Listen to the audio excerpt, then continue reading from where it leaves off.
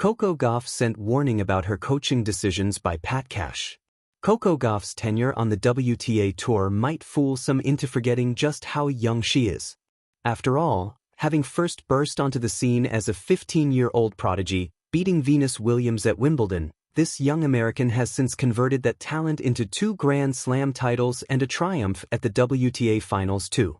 Not to mention that she has accomplished all this by the age of 21, giving her so much time to improve upon these results.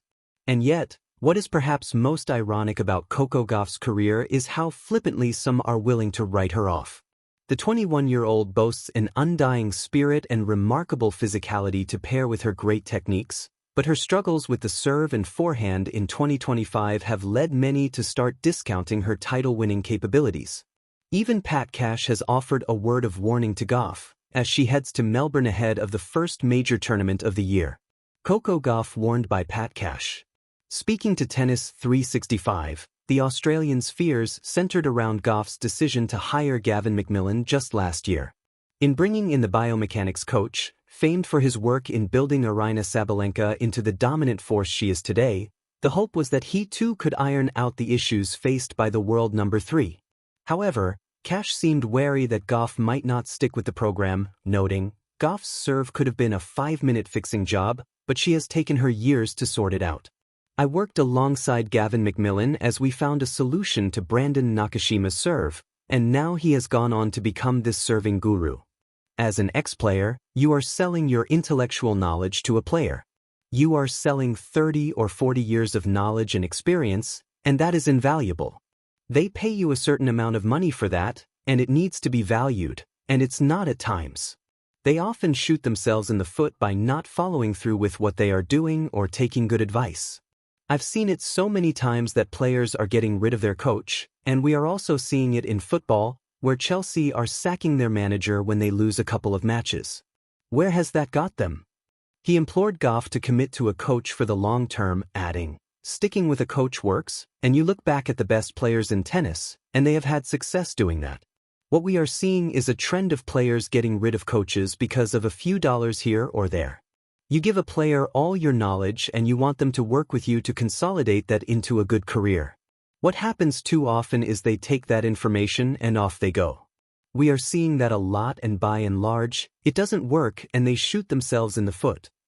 How has Coco Gauff looked so far in 2026?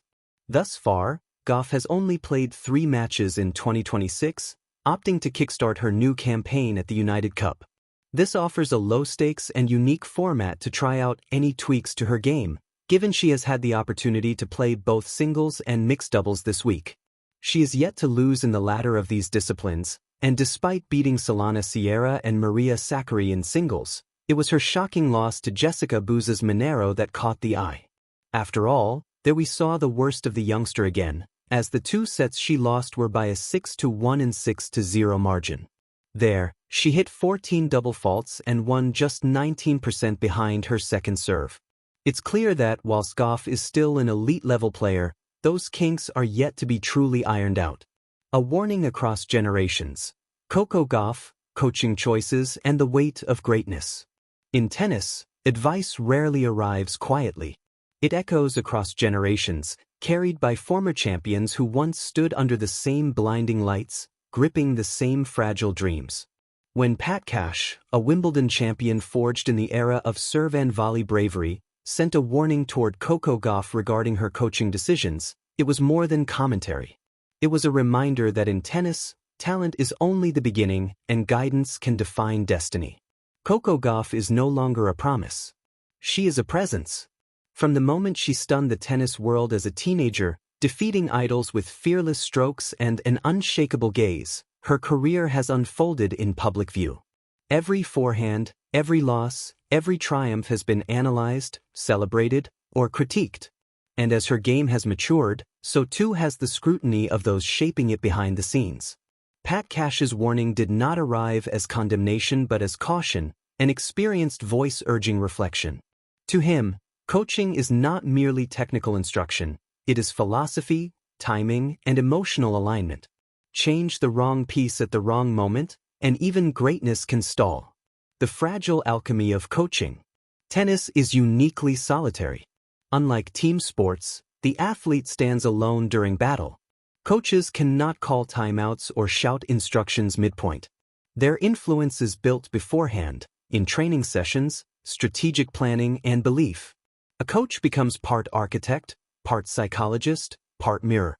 For a young champion like Gauff, navigating coaching decisions is akin to steering a ship while still learning the ocean's moods.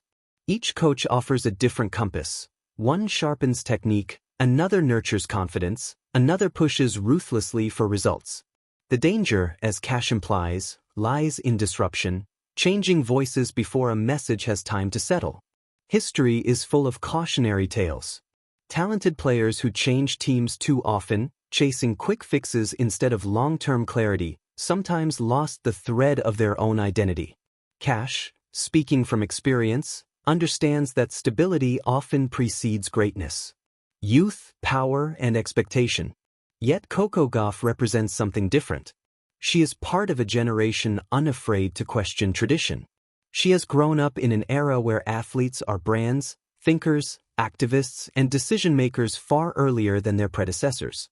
To her, coaching decisions are not acts of rebellion but expressions of agency. This is where the tension lies. Cash's warning reflects an older tennis wisdom. Trust the process, respect hierarchy, and allow time to do its work. Gauff's reality is faster, louder, and less forgiving. Social media demands instant results. Rankings shift weekly. Opportunities and criticism arrive simultaneously. In this environment, changing a coach can feel like survival rather than impatience. The burden of being the future. What often goes unspoken is the emotional toll of expectation. Coco Gauff has carried the label of the future of tennis since her mid-teens. That future, however, keeps arriving every Monday morning with a new draw and a new demand. Win now. Coaching decisions are rarely just about tactics. They are about comfort, trust, and the freedom to fail safely. A player may seek a new voice not because the old one was wrong, but because growth sometimes requires discomfort or relief. Pat Cash's warning, then, becomes a philosophical question rather than a directive. Is Coco Gauff building toward mastery or reacting to pressure? Listening without obeying. The beauty of this moment in Gauff's career is that she does not need to choose between rebellion and obedience. She can listen without surrendering control. Cash's words do not have to be instructions, they can be reference points.